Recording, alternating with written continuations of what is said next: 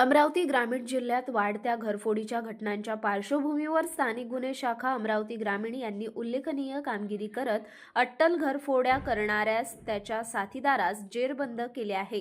या कारवाईत घरफोडी व लूटमारीचे एकूण 15 गुन्हे उघडकीस आले असून सुमारे 10,15,000 रुपयांचा मुद्देमाल पोलिसांनी हस्तगत केला आहे।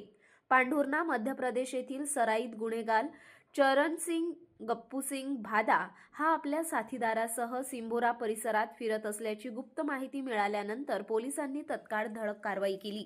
या कारवाईत चरणसिंग गप्पूसिंग भादा वय वर्ष 35 राहणार अंबाडा पांढुर्णा मध्य प्रदेश तसेच त्याच्या साथीदार रवी उर्फ रणजित राजेश चव्हाण वय वर्ष 23 राहणार पांढुर्णा मध्य प्रदेश यांना ताब्यात घेण्यात आले। चौकशीत आरोपींनी अमरावती ग्रामीण जिल्ह्यात विविध ठिकाणी घरफोडी व लूटमारीचे एकूण 15 गुन्हे केल्याची कबुली दिली आहे।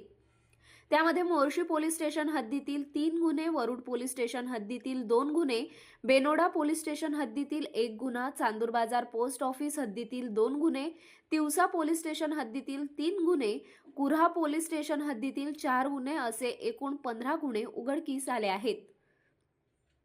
या गुन्ह्यांमधून चोरीस गेलेले 71 ग्रॅम सोन्याचे दागिने अंदाजे 9,40,000 रुपये, 50,000 रुपये रोख रक्कम तसेच गुन्हा करण्यासाठी वापरलेली 25,000 रुपये किमतीची मोटरसायकल असा एकूण 10,15,000 रुपयांचा मुद्देमाल पोलिसांनी जप्त केला आहे।